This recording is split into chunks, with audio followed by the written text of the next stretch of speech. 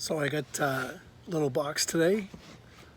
Got some oysters from the Dugas family, Caraquette, New Brunswick. Absolutely fantastic. Nice new format. Shimmed wood, fresh pine all the way around.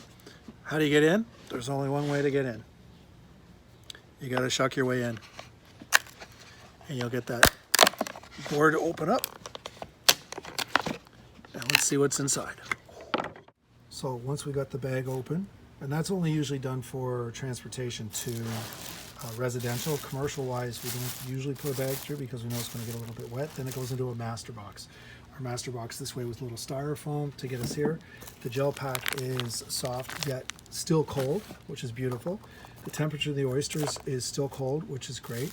And this is what you get in a classic Caraquette oyster, wild grown and lovely deep cup, flat top.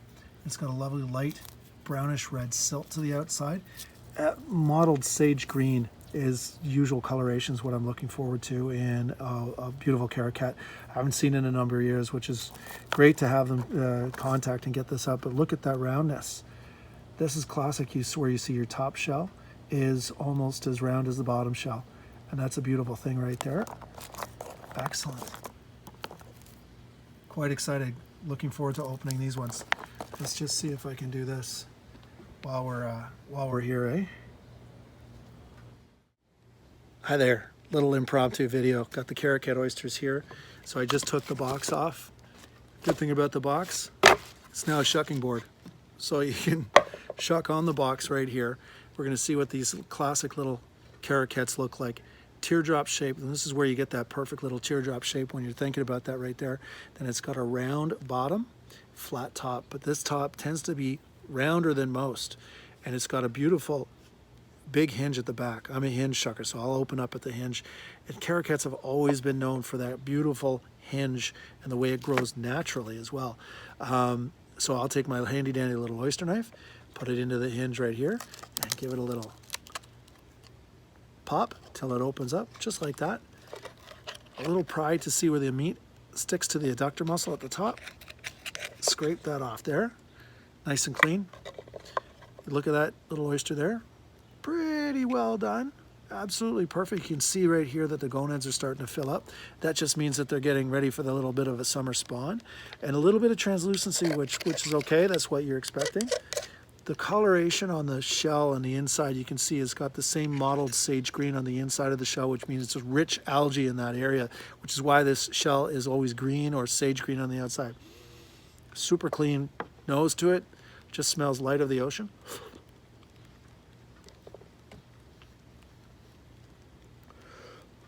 Oh, the salt is beautiful. Salt is lovely pronounced, sugary salty. It's almost got like definitely a sea salt, like Malden or like a sea flake that you've had before with a slight crisp to it.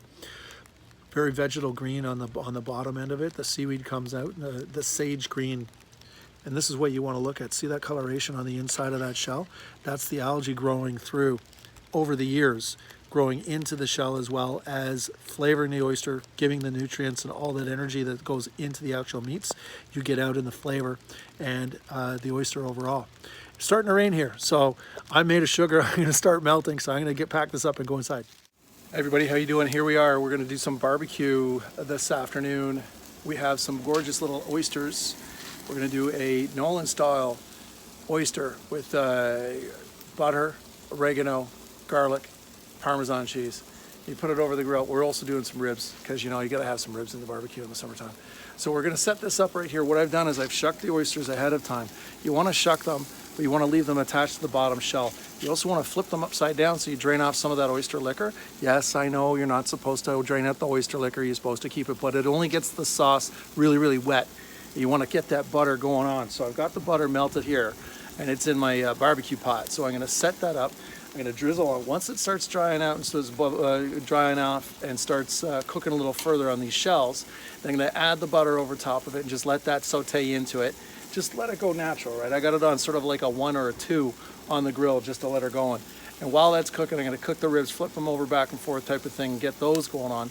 And then once the butter's been set in and there's, you know, fire coming up a little bit, you put some Parmesan cheese over top of that. Parmesan Reggiano, a little mixture, whatever you like type of thing, but the Parmesan works really well. The combination of the butter is super, super simple.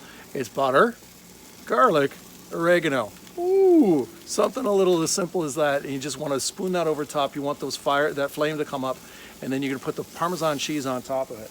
So I'm gonna get that going, and you can see that in a sec. Okay, you can see what's happening here. Oysters are starting to bubble around a little bit right in there, just starting to bubble. The shell gets hot first. It has to take that much time to get it hot first, and then it works like a little bit of a clay oven because of the calcium carbonate in it. Just perfectly way to steam open the oysters in their own little shell. Now, as they're starting to go and bubble like that, I'll tip off some of the liquid. Some of this one right here is a little bit on the liquidy side. This is why I want to leave them attached to the shell. I don't want them to get too wet because I'm going to add extra moisture from the butter. And oh, this is what you want to get before you lose it completely. Oh, save. Yep, we're going to add butter to that right now. There you go, that's what we want to see. Now we're just going to take our Parmesan cheese, just regular plain old Parma. You can get fresh grated if you can, that's great. We're in COVID, so we're going to use what we can. You got to watch for the explosions. Sometimes the shell is going to explode. Cover that up, let that go. Just like that.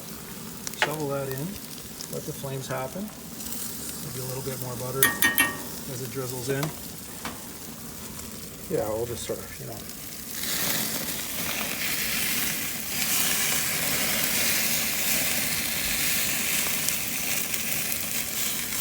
Something like that. You're gonna watch those to explode with the moisture in there.